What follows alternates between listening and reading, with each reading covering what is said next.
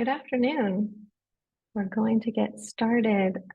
On behalf of CMQCC, I want to welcome you and everyone to the third webinar in the series we're calling Let's Talk Perinatal Equity and Moving Beyond Implicit Bias Training.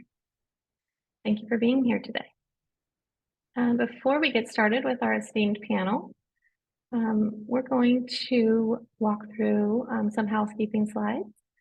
And I'm going to go ahead and move on to those. First, as you come in and get settled, everyone is off camera and muted. If you have a question, please use the Q&A function, which is on the toolbar where you control your mute in your video. You see a Q&A there. You can go ahead and ask any of our speakers, or if you have a technical question, please enter it there. We have a team of folks ready to answer your questions and address any issues that may arise. We will not be having a live Q&A, so again, please use that function only for Q&A. Also, you can reuse any of these slides and they will be made available to you after this webinar. If you do use slides and you modify any of them, please add your logo and remove the CMQCC logo where that applies. And we will be sending out an evaluation, and we welcome any of your feedback that you might have. And if you have feedback during the webinar, you can also share that in the Q&A. We wanted to review our inclusive language notice so that as our speakers present, you'll be aware of some of the terms. We recognize not all people who become pregnant and give birth identify as mothers or women, and we'll use the above recognized terms interchangeably, such as birthing people, mother, maternal, they, them, she, her, and to represent all those present in this space receiving care for pregnancy services. We will also use the terms family to refer to any persons that the pregnant or postpartum patient designates as such as partners, husbands, wives, loved ones. And then down below, you'll see how we use the terms clinician versus provider.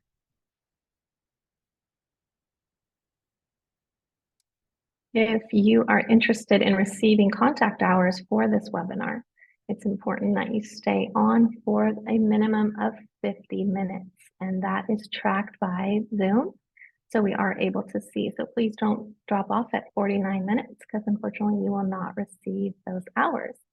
An evaluation will come to you via email, and please complete that. And there will be information there specifically about those who are looking for contact hours. And if you do watch this on demand, you are not eligible for contact hours, unfortunately. Thank you. All right, here are the objectives for today.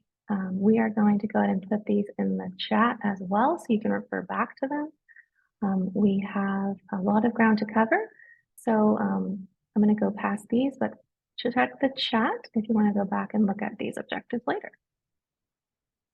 All right, so as I said earlier, we have an esteemed panel. We have both CMQCC team members here, starting with Amanda Williams, and she'll begin our presentations. She is the CMQCC Clinical Innovation Advisor, and she's also the medical lead for our perinatal equity initiatives, including the Learning Initiative, which you'll hear about later.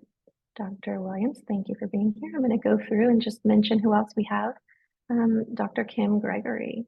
She is with Cedars-Sinai Medical Center, and she is the Miriam Jacobs Chair in Maternal Fetal Medicine, Vice Chair of the Women's Healthcare Quality and Performance Improvement, and Department of Obstetrics and Gynecology at Cedars-Sinai. She is also the Chair of California's Pregnancy Associated Review Committee, formerly called the Pregnancy Associated Mortality Review Committee.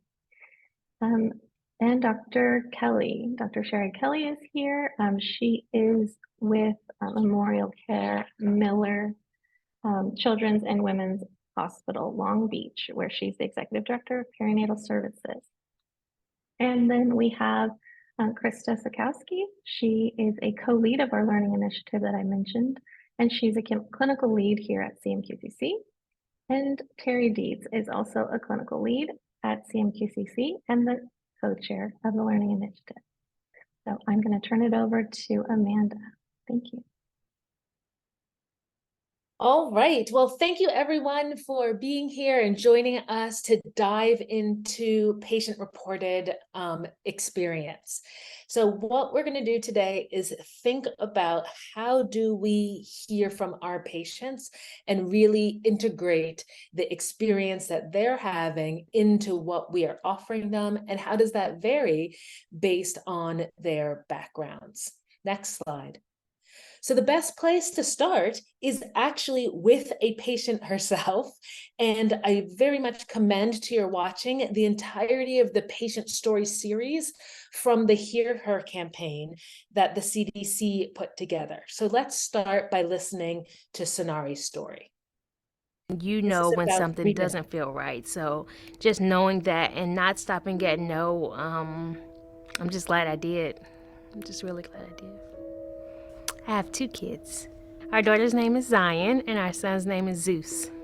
My second pregnancy with Zeus, we didn't know what we were having, but we were excited. We were going to wait until delivery to find out. My goal was to have a VBAC, which is a vaginal birth after cesarean. My water broke on the 19th, on a Sunday, and he didn't come until the 21st. Yes, the 21st at 4:41 a.m. After I delivered my son, is when the complications happened. I was having, the first day was fine. I was up walking. He had to go to the NICU. I would walk over to nurse him every 2 hours. It was fine. I was good. Everybody thought, oh, you're doing really well. Day 2, I started to get the soreness started to kick in, and I started to have some pains. By the end of day 2, the pain got a little worse, but by day 3, it just didn't feel right. I asked the nurses, explained my symptoms and that I was having crazy pains, and they assured me that it was just gas. I felt like I don't think that this is normal. I don't think that I should be feeling like this, this long. And after taking all of the medications that they're giving me, you name it, Gas-X, suppositories, pain medicine, morphine, and I'm still having these pains, this can't be gas. I'm convinced. I started to have crazy discharge, very odorous, and I immediately went to the emergency room. So I went to a different hospital, and they found an 11 centimeter abscess on my uterus, and they said that had I not come in, it could have easily been a there's nothing we could do situation. Had it gotten into my bloodstream, it could have been uncontainable. My son was 18 days old, and for 13 days I'd been away from him. So yeah, I'm glad I didn't stop at no, and I'm glad someone finally heard me, someone finally listened to me, and didn't just take the generic it's just gas answer. So even if those around you aren't listening, or they're trying to pacify what you're feeling and telling you this is just normal, trust your gut and know that it's not normal if you don't feel it's normal. And tests may come out, to say that it's perfectly fine, but you'd rather err on the safe side and know that you're okay. So I'm grateful to be here. I'm grateful to be the mother of 2 beautiful and happy babies and healthy babies. I advocate for myself, and now I advocate for them. So it's very important that I was able to speak up and be heard. Hear her.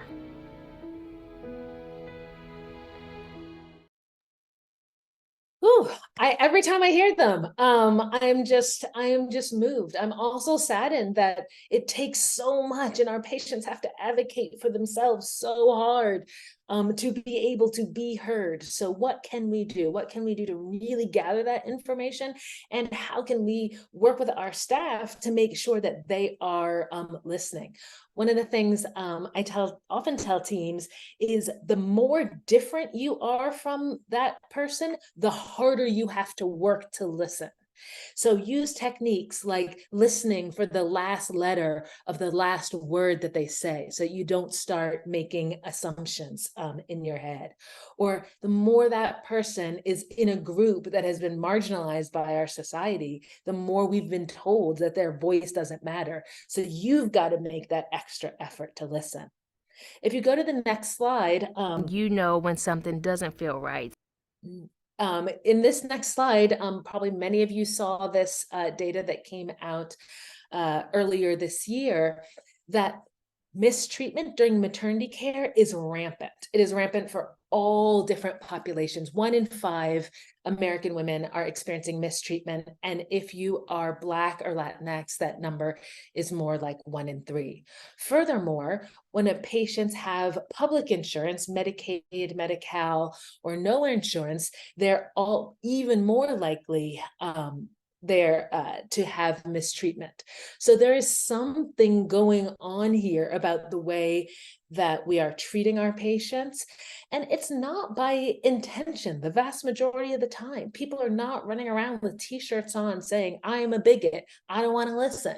It's that our society has taught us that some voices matter more than others. So we really have to dig deep and listen. In the next slide, we go back to the national data around maternal mortality segmented by race. And this, of course, doesn't represent everyone, but we see that there are marked disparities. This is part of our why we are here doing this work. If you go to the next slide, we might think California is above this. California is not above this. Yes, California has the best maternal mortality rates in the country overall, but those ratios are still unacceptably high, especially for Black, and it's not on here, but Indigenous women as well.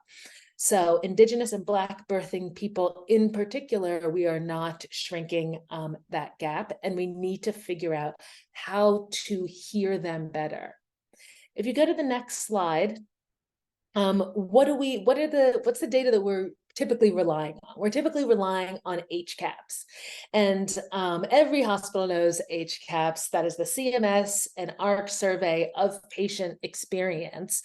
It's standardized more or less. Hospitals can put in specific questions, but it's more or less standardized around the country. It's been very widely used, well validated. The problem is that it's not maternity specific, and it has no focus on equity in addition to the data lag.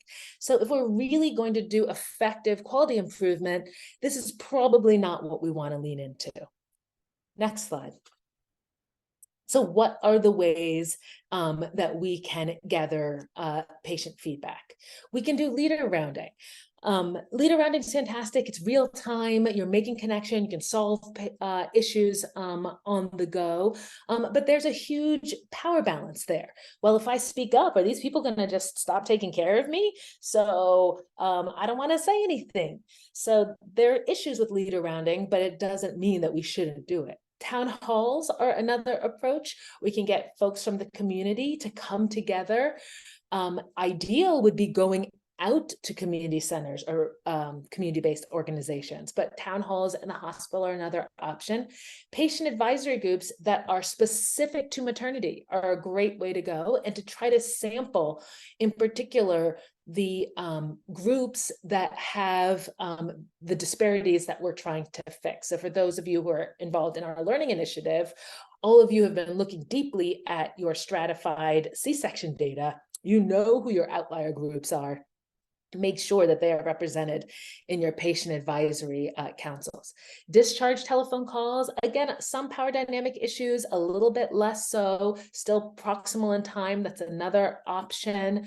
And then there are patient surveys. You guys can do sort of homegrown patient surveys, and then there are actual formal PREMs, formal patient-reported experience measure surveys, such as the one that Dr. Gregory is going to speak to us about, to really take a more formal approach with gathering patient feedback. Next slide. In addition, in our hospital action guide, all of you have access to it through accounts on the CMQCC website. This is a piece of our curriculum that we're doing in the learning initiatives, but any hospital can do it, and it's all module 5, learning opportunity 4, if you want to reference it.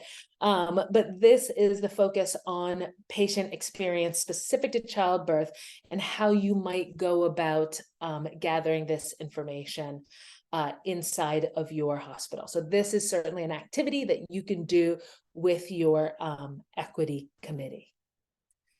I believe that is my last slide, so I am going to turn it over to my dear colleague, Dr. Gregory. Gina already gave a bit of an introduction.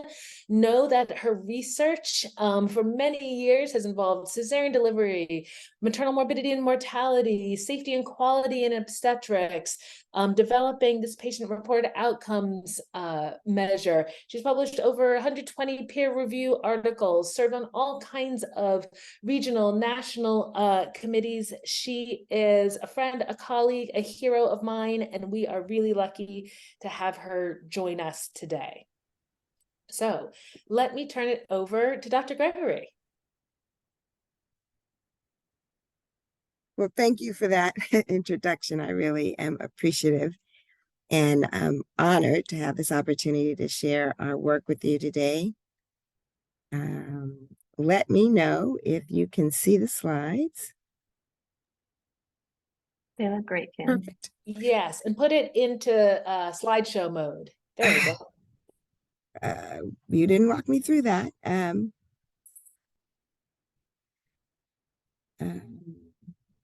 you're Okay. good. Are you Yeah. okay? Yeah. Okay. So I do have to acknowledge that this project was funded by PCORI and the Cohen Family Foundation. And I would not be here today without the valued expertise of the research team, which is the Maternal Quality Indicator Work Group. And most importantly, we owe a huge debt of gratitude to the Childbirth Advisory Partnership, which is a group of birthing people and their advocates who helped inform this work. So this is our birth story. And essentially, we were funded by PCORI to develop a set of childbirth-specific patient-reported outcome measures, largely because of what Amanda already addressed, and that's the fact that HCAHPS doesn't have any maternity-specific questions. We developed a conceptual framework and selected patient-reported outcomes, and we administered a national survey to 2,500 people across the country, and we wanted to understand who wants what, who being the demographics and their clinical status, what their relevant patient personality characteristics were, what their beliefs and experience were, and then from that develop the patient-reported outcomes. And then we realized that, well, that's great, but it's also important to find out if they got what they wanted. And so we were fortunate enough to get additional money to survey a third of those patients and ask them, did they actually get what they want, and determine the gaps in what they wanted. And from this, we were able to develop a model that predicted hospital and birth satisfaction. And this has been published, and I'd be happy to share that with you. I just wanted to pause for a moment and show you how, the amount of work that goes into developing these patient experience measures. It's not for the faint of heart. We actually reviewed over 5,000 articles, and from that whittled it down to 596 articles that we actually looked at specifically. And we're able to glean that there were over 5,800 validated questions that we could use, representing a huge number of domains. And that's where the Childbirth Partnership became really important, because they helped us decide what are the domains that are important to patients and that we should be asking. And from that, we created the questionnaire using 19 domains and 58 subdomains. And again, this was validated a second time by multiple rounds of focus group work with birthing people. We ultimately ended up with 70 childbirth pros and patient characteristic items. And this culminates into a 15-minute online survey that's available in both Spanish and English. So these are examples of the domains and subdomains. I'm not going to read them all, but it makes sense that we would ask clinical questions. Did the baby go to the NICU? What type of delivery did you have, a cesarean or a vaginal? If it was a cesarean, was it urgent or elective? But we also ask questions about provider communication, about how confident you were with the experience, whether or not your providers demonstrated cultural competence, discrimination, provider support with respect and your privacy. We ask questions related to pain assessment and pain management, and postpartum educational issues. So we ended up developing a theoretical framework, and the framework assumes that your personal characteristics, experiences, and your clinical risk determines what are the types of services that you would like to have for your childbirth experience. You then have a child, and then you have outcomes, and based on that, that will determine how satisfied you were with the experience. And so these are the domains that are being evaluated. They've all been validated and have been put into the common domain. And we were then so we summarized these into 23 patient-reported outcomes. And again, I'm not going to read them all, but examples are that I received reassurance or comfort from the nurse. I coped well with labor pain, or pain relief in labor was adequate. There was a doula in the room. I had a choice of who was in the room. I'm going to call your attention to the ones at the end that are highlighted in red, because these are patient-reported outcomes that were associated with being less satisfied. So if I had too much breastfeeding encouragement from the provider and I did not want to breastfeed, now again, you would know this if you had asked the patient in advance. And so one of the things that we found is if you've asked and answered and you feel it's a cognizant response, imagine the resources that you could redirect to someone who didn't feel that they were getting enough breastfeeding support if we weren't going back over and over again asking someone who's already decided that that's not what they want. Similarly, you're not likely to be satisfied if you plan to get a tubal ligation and you didn't get it in the postpartum period. And people who had a short postpartum stay were also less likely to be satisfied. We then got subsequent funding to actually pilot this project in 16 hospitals. And the value of that is that we were able to show that there's variation in these pros across hospitals, giving the support that there's, and the evidence that there's an opportunity for improvement. So briefly, just to describe that patient population, it was very diverse. The average age was 32 with a range of 15 to 55.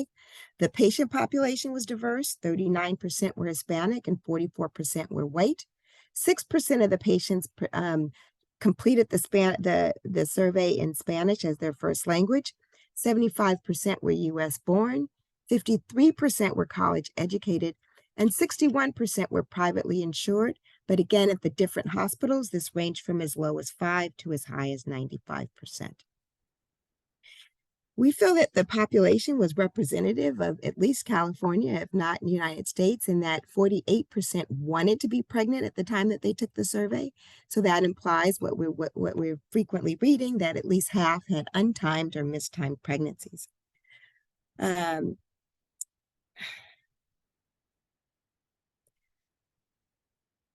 35% of multiparous women had a negative memory from a previous delivery. 70% of women worried about giving birth, and 78% worried about pain in labor. And about 22% of patients felt that they had discriminated, that they had experienced some form of abuse during their lifetime, and 19% had experienced some type of discrimination. So again, this should be guiding our trauma-informed care when we're interacting with patients. 56% of the patients were nulliparous, 21% obese, and about 10% each rated their mental or overall general health as poor or fair. So I'm going to move to the postpartum self-reported data, because I think that this is what's most pertinent to the birth equity lens, as well as the NTSV project that you're working on.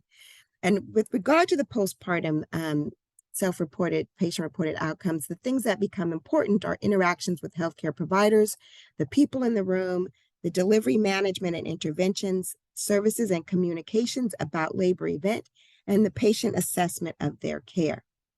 So to orient you to these subsequent slides, I want to point out that each slide is a patient-reported outcome, and this is telling you what the aggregate was. So the provider, 64% of patients who took the survey felt that they saw their physician as much as they wanted. Each one of these columns represents a different hospital, and you can see it varied by hospital with a low of 46 to a high of 71. Now, we don't know what the perfect number is, but if we were to set a target, I think we would all agree that higher is better, that we would want everybody to feel that they saw the physician as much as they wanted. And given the fact that most hospitals are moving towards hospitalist programs, you'd almost think that this is impossible. But when we talked to the hospital in green who had a hospitalist program, what they said is they actually did bedside rounds at change of shift. And that what that did is that enabled the patient to meet the doctor who's going to do their delivery before they actually do the delivery. And that way they're not meeting the doctor with their, when they're with their legs wide open and the doctor running in to, save the day. But just this simple maneuver, which seems almost like a no-brainer, is enough to differentiate between the different hospitals. And so again, this just reemphasizes that this is an opportunity for quality improvement. 20% of patients felt that no one explained to them what was going on, and this varied by hospital.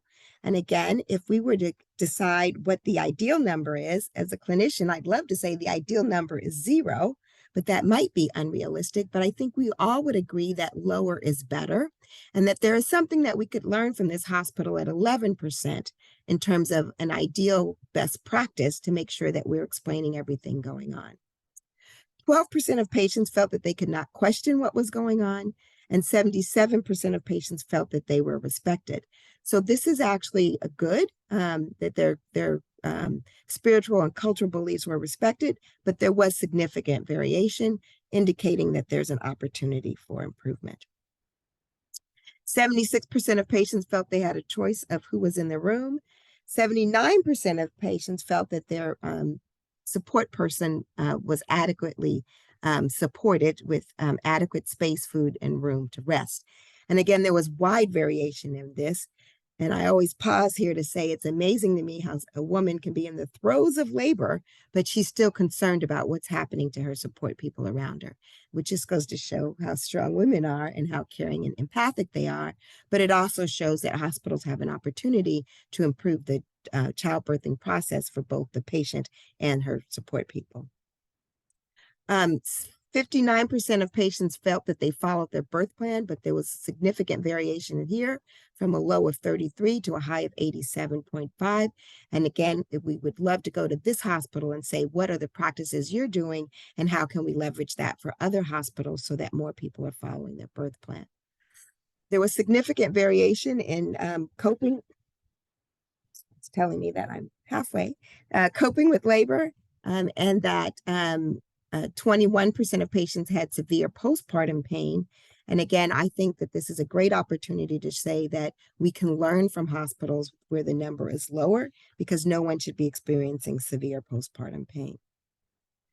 And then when we look at the gaps, 33% of patients felt it was important to know the provider, but they didn't know them.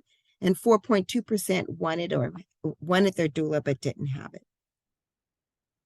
So we looked at our pros and wanted to understand which one of them would actually fit specifically with regard to the health equity and the NTSB.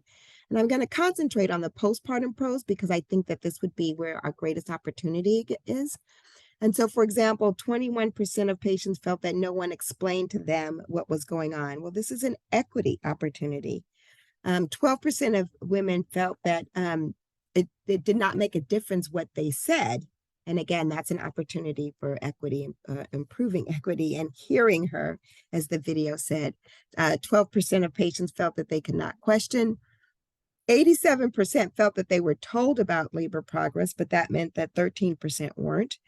Only 7% of women had a doula in the room. And I want to caution and say that We do have information if they wanted the doula antepartum and didn't get it postpartum, but the bulk of this survey was performed during the time of COVID, and we all knew that there was that hiatus that happened.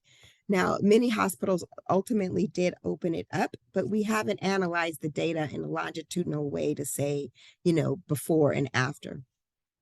One of the things that came out really loud and clear is debriefing events. Only 53% of patients felt that they were debriefed about their labor. As a clinician, I can say that we know for a fact that if you have a shoulder dystocia or a hemorrhage or, hysterectomy, we put a lot of time and effort into debriefing, going back, explaining what happened, validating why it was happening, helping patients get through their grief, debriefing about their feelings. But what's clear is that we don't spend enough time going over what's normal, and people who have normal labors want to talk about it. Just go to, I can tell you, I go to any cocktail party and tell them I'm an OBGYN, and I'm going to hear somebody's birth story, if not everyone's birth story. And so I think that this is an opportunity for us to learn. And what's even more important is it's an opportunity for us to learn what's happening in labor and delivery and transfer that information postpartum so that we're all sharing the same story and helping that woman process her birth delivery in a way that is consistent, because one of the things that comes up with HCAP all the time is the inconsistency with provider communication. And then finally, with regard to NTSV, these are the pros that we feel are related. There's very definite evidence that overall health and mental health is predictive of vaginal delivery.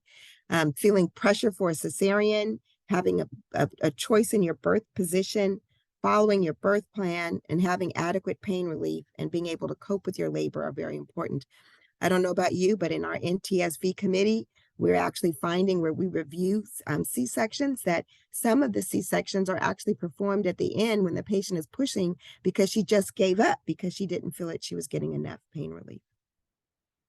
And I want to mention that our survey is 15 minutes, so you might think that that's a long time, but we're actually impressed by the fact that almost 30% of participants actually take the time to write something in afterwards. And so what's highlighted in green is good. They're giving us kudos about things, their birth experience, things that happened that they thought went really well. And in the red is examples of things that aren't so well, and actually gave us additional information in terms of quality improvement. So one of the things that's come up repeatedly is expectations regarding epidurals and satisfaction with epidurals. And this has led us to actually do a quality improvement initiative in our own hospital, but it could also help you find opportunities within your hospital for quality improvement efforts. And then finally, my postpartum care was terrible. And what we're finding here again is that when you're in labor and delivery, you're getting one-on-one care. And then you go to postpartum and you're 1 to 4 or 1 to 8 plus couplets. I think that we could do a better job of setting up expectations around that, and that could contribute to overall patient satisfaction. So the strengths of our survey is that it's a comprehensive survey. It's designed in collaboration with multiple community stakeholders that provides patient-reported outcome measures based on previously validated questions, and it's available in both English and Spanish. We found significant variation by patient and across hospitals, which demonstrate opportunities for improvement and reinforces what Dr. Williams referred to earlier, in that there's evidence to suggest that many types of patients are being mistreated, and our study is able to capture that across all types of patients. The limitation is that because of its comprehensiveness, it takes 15 minutes to complete. And although long for a survey, response rates are good. We're getting between 10 and 30% response rates at the various hospitals that have continued to participate. I do want to just say that the personal characteristics, life experiences, and clinical risks shape values and preferences and influence childbirth preferences. These values and preferences can be known in advance. Some are universal and should be provided to everyone, and some are unique and patient-specific. And if we had that information, we could use that information to provide respectable, equitable care and high-value care by prioritizing resources that's patient-specific. And I just want to say that we've been at this for a long time. We've got about 10,000 unique responses. And so today we're inviting you to consider using this as a tool at your hospital in order to uh, uh, improve perinatal health outcomes and health equity. Again, I'd want to acknowledge my research team, without whom I would not be here, and the Childbirth Pro Partnership, who's informed this work. If you have any questions, please email me directly at gregory@cshs.org, and I'd be happy to talk to you further. So I'm going to stop sharing, and I think I did good on time. And turn it back over to the CMQCC team. Thank you, Dr. Gregory. You did great. We are thrilled that you were here today, and we would like to acknowledge the vast amount of work that you have put into this and the time it takes to do it. We totally understand and appreciate the work that you do and the service that you're providing to the Pregnancy Associated Review Committee. We are in your debt. We are going to transition now to Dr. Sherry Kelly, who is the Executive Director of Perinatal Services at Memorial Care Miller and Children's Women's Hospital in Long Beach. Sherry has worked with CMQCC for many years in the area of equity. She was, their team was a member of our inaugural QI Academy and the Pilot Birth Equity Collaborative, where they spent some time working on their own version of a PREM survey. And I would like to give her the opportunity to talk about how they have used the patient voices and experiences into their quality improvement work. So Sherry, I'm turning it over to you. Great. Thank you so much, Terry. And thank you to everyone for being here today and allowing me to share our journey in trying to collect this data. And I'm definitely going to be reaching out to Dr. Gregory. That tool looks absolutely amazing. So can't wait to learn more about it. But for now, I'll tell you about our patient-reported experience metrics, PREM as we call them. Next slide. As Terry stated, we developed this survey as part of the pilot group for birth equity for CMQCC. And it was very apparent that what we were going to be focusing on was that relationship between our providers, caregivers, staff, and the patients. It feels like everything begins with that opportunity to really invoke trust and confidence in the care they're going to be receiving. So Terry and team presented us with a menu of a very large menu of validated questions for us to choose from and think about what really resonated with us and where we wanted to go with this project. So on this slide, you see the ones we selected. There were 8 questions here. And in addition to that, there were some demographic information about the patient, which included race and ethnicity and whether or not it was their first birth, if they felt they were treated differently because of their race or ethnicity, because of their insurance, and because of their gender identification. Those were 3, but I don't have those stratified in this presentation, but we are concentrating on these 8 questions that really surrounded how much respect and care that was demonstrated by the team to make the patient feel individual and well taken care of during their birth experience. Next slide. So with that, our PREM survey was developed. This was the flyer that we posted throughout our postpartum units, which has the QR code that takes them right to the survey, and they can use their smartphone for it. Very transparent about the opportunity to help us improve maternal care throughout California with the partnership with CMQCC.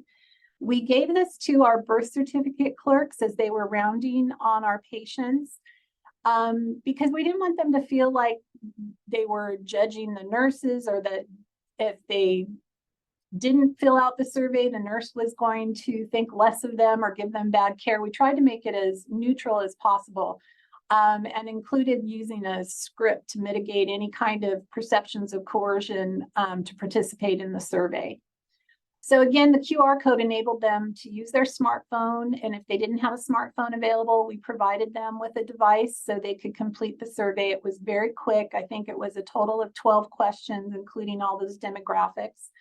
And we started that data collection in the summer of 2020. And we're still collecting, thanks to Terry, because she's keeping us going with this. And to date, we've had 982 responses, which sounds like a lot, but when you look at, we do about 5,800 deliveries a year. So this is less than 10% of our patients that responded to this. And so that in itself was and continues to be a challenge for us. Let's see, our demographic breakdown in our patients is we do about 9% Asian, 11% Black women, 60% Hispanic, and then about 12% white is our breakdown. We received our survey results quarterly. But we also were given a cumulative report along with that, which is what I'm going to be sharing with you today. So it shows all our data that was collected from the time we started back in 2020. Terry did provide us with the monthly progress, though, and she even broke it down to not only quarterly, but monthly, I should say. So we could look at the impact of any interventions we were embarking on to close those care gaps that were identified, so we could see what was working and what wasn't working. So next slide. We really wanted to make this come alive for our team as we brought this information to them.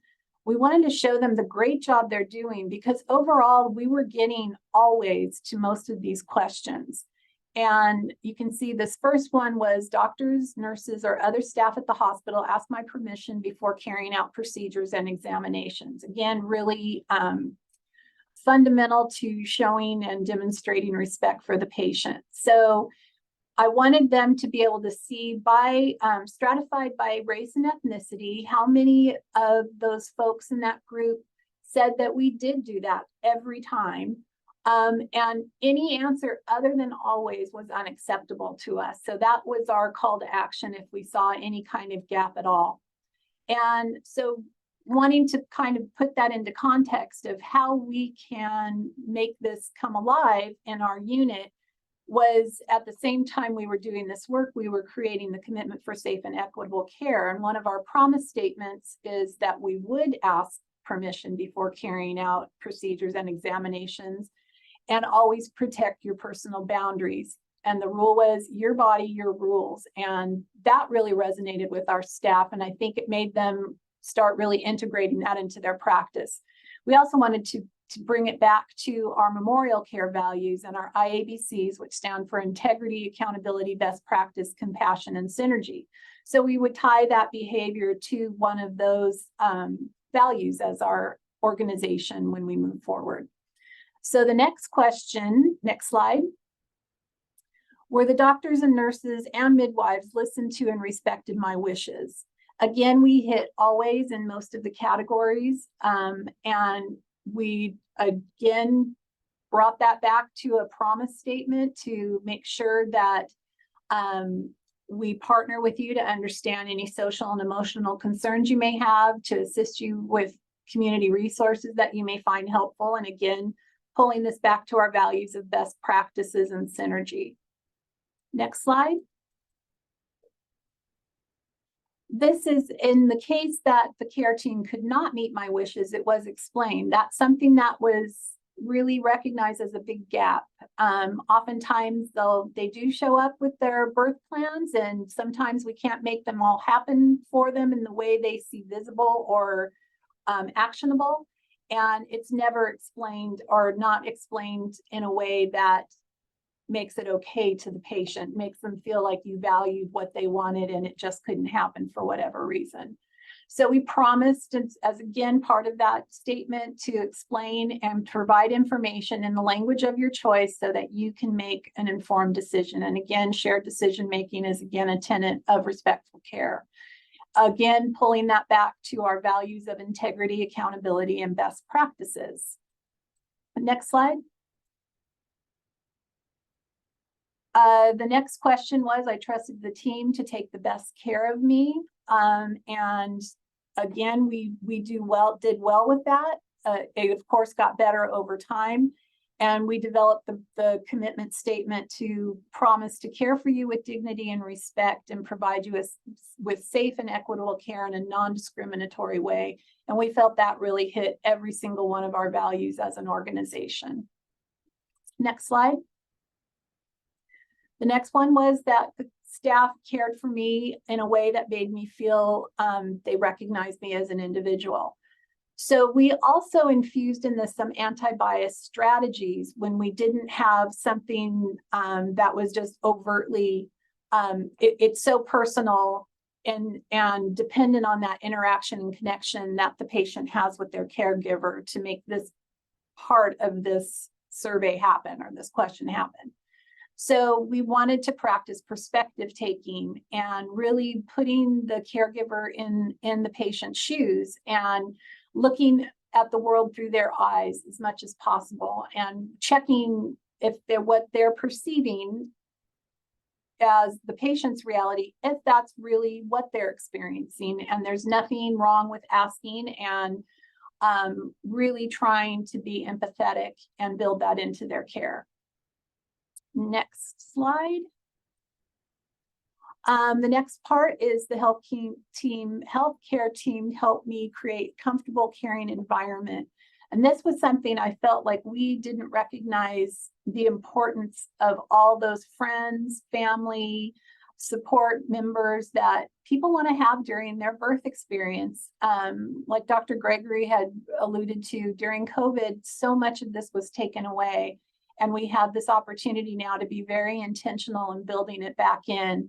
And so we made that part of our commitment statement to recognize the importance of our patient support people and the value of their role in your birth experience, tying that to best practices and compassion. And that is one of our interventions that we're building right now, is to have a just-in-time doula program available for those patients that haven't been able to have arrangements or could not afford their own doula. So that's something that we are working on. Next slide. The next question was, overall, during my labor and birth, I felt my personal preferences were respected. And again, we went with an anti-bias strategy about, don't think about whether or not you're biased, just focus on the person as a whole person and take a moment to understand their perspective again, and always put yourself on their team. What they want their birth to look like is what we need to make happen. We need to take our version of what we think they should want and need and care about off the table and help make what they want, need, and care about very visible to them during their experience. Next slide. The healthcare team supported my cultural or family traditions. Again, we went with an anti-bias strategy for, we know that people tend to start spinning stories based on very little information they have about who's in front of them. And we don't want to ever get in that cycle of blaming the patient for their clinical situation. We want to really understand where they're coming from and make sense out of seeking to understand what their needs are. So really being aware of those biases and being able to interrupt them as you start to feel yourself experiencing them. And this got a lot of feedback from our nurses, not quite understanding it, but as they started to practice more and more, and saw other people practicing this way, it really had an impact to them in the way they approach their patients. And then finally, the next slide. The PREM survey also gave an opportunity for patients to just write any kind of verbatim comments. And luckily, we got a lot of really kind patients that said a lot of wonderful things about our team. And so I always made them into these word art and would put them out in front of them. On the other hand, we did get some opportunities for improvement and some great suggestions from patients too that we dealt with in the collaborative or in our local meetings to try and problem solve and mitigate those issues. Next slide. So this was our final promise statement and our commitment for safe and equitable birth that we shared with our pilot team with CMQCC, and that just gives you the summary of what we came up with. And we had it printed, and you'll notice, I don't know, the little print here is so small, but we intentionally put, because we have 60% of our patients are Hispanic, we put the Spanish above the English, which was very unusual to do. Our marketing team kind of went, what? And I said, let's just experiment with this and try it out and see how it's received. And it's been very well received. People look at it at first and think it's only in Spanish. They don't see the English underneath it, but it just goes to show you how we're so programmed that way. And so we have been ready. And at the time this was posed to our team, are we ready to put these on our walls and say that we will make this commitment to every single one of our patients that come through the doors? So that's something we have posted. If we fall short, we invite them to please contact either myself or our patient relations team so we can figure out next steps again to improve our care.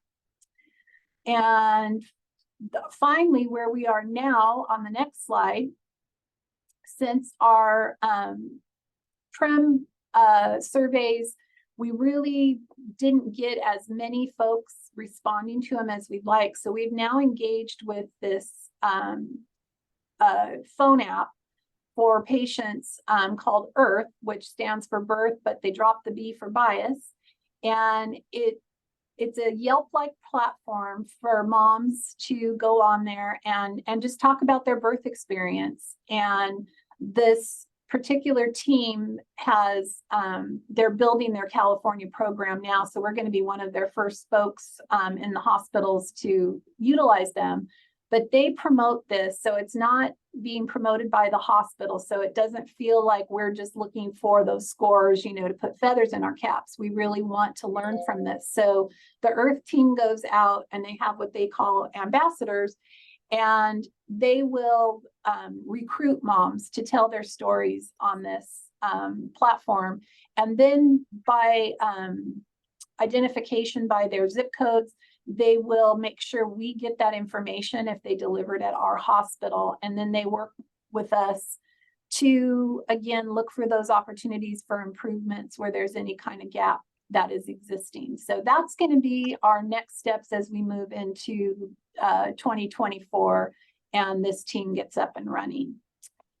And I think that's it. So if you have any questions for me, please don't hesitate to put them in the Q&A box and I'll be happy to answer. And thank you so much for being here today. And I will hand it back to Terry. Thank you. Thanks so much, Sherry. It's always a pleasure to hear from you. You guys have done such great work. And I hope y'all took note of how they connected their commitment to respectful care, their patient-reported experience, and their hospital values. I think that's the key to success. And I love that very much. Thanks, Sherry. We appreciate you. All right, really quickly, because we're nearing the top of the hour, we are going to basically go through some next steps. So as you heard all the way through this webinar, that listening to patient voices is a cornerstone of any equity initiative, in fact, any initiative, but specifically one around equity. In our previous webinars, you heard that we talked about the 3 baseline assessments that we believe are crucial to this work. One is the organizational equity assessment. You heard last time about the culture of equity and the perspective of your staff and providers. And now third is listening to your patients tell you about their assessment of your equity work at your organization. Assessment can be a structured process, which you heard from our speakers today, but it can exist in a variety of formats. And you heard Dr. Williams present a lot of them. I think the important thing is to be able to stratify those answers so that you're able to understand how if different experiences of your patients are maybe informing their answers. Next slide. So next steps for you would be to outline a process for collecting patient experience and elevating patient voices in your own organization. Figure out who's going to be responsible to do that and what methodology you're going to use to collect that data. Determine how you're going to provide an education program to your staff and providers around the fact that this is happening in your organization, and then figure out what the process is going to be to interpret the results and disseminate those results to the staff and providers. And I am a big believer in IHI and quality improvement, so I'm always going to challenge you to come up with something at the end of this webinar that you're going to do by next Friday. Next. All right, with that, I'm going to send this over to Krista for the final closing for today's session. Thank you so much for your attention. Thanks, Terry. What a great webinar. So I'm going to tell you about all of the upcoming things that you'll be able to attend and some information about where you're going to be able to find this recording. Next slide. So our next equity webinar is going to be held on February 21st from 12 to 1. You can go ahead and scan that QR code to register today, or when you view these slides later, you can scan the QR code at that time, or you can utilize that link to go ahead and register. Also, these upcoming webinars are always advertised on our website at cmqcc.org as well. Next slide. In addition to the hospital action guide that all of our California member hospitals have access to in order to take on this journey independently of collaborative work, we offer office hours. So monthly, Terry and I are available to answer any questions that you might have about what you find in the guide and discuss any successes or barriers that you have. You can go ahead and scan that to see how to register for those office hours, what's really nice about it is that once you register once, it's going to populate your calendar for the whole year, so you don't have to keep registering for each individual month. Next slide. In order to access the hospital action guide, you need a CMQCC account. This doesn't mean that you have to have access to the maternal data center or any of the statistics for your hospital. Anyone who has a hospital email that is a California member hospital is able to register for an account. It just takes a couple of seconds. You can again utilize that QR code up on the right-hand side, or just go ahead to accounts.cmqcc.org, and it takes like 2 minutes to go ahead and register for an account. And then you have access to the hospital action guide and all of the other tools that we have available at CMQCC for member hospitals. Next slide. So the slides from this webinar are going to be available within a week. You'll be able to access the recorded video on our website within a week. And also you can go directly to our CMQCC YouTube channel in order to see the recording. Your evaluation is going to be coming within 48 hours into your email, and you do need to complete that in order to get your contact hours. Next slide. We have another webinar for our low-dose aspirin project. That's going to be held on December 7th, and the topic is discussing risk respectively. You can go ahead and register utilizing that QR code or that link. And again, the deck will include these slides that you're able to utilize it at a later time. Next slide. So thank you so much for being with us today. I learned a lot. I love to hear the experiences of folks that are working actively in the hospitals and all of the creative ways that they approach getting patient experience and actually acting on what they learn from their patients. Hopefully we'll see you at future webinars. Take care.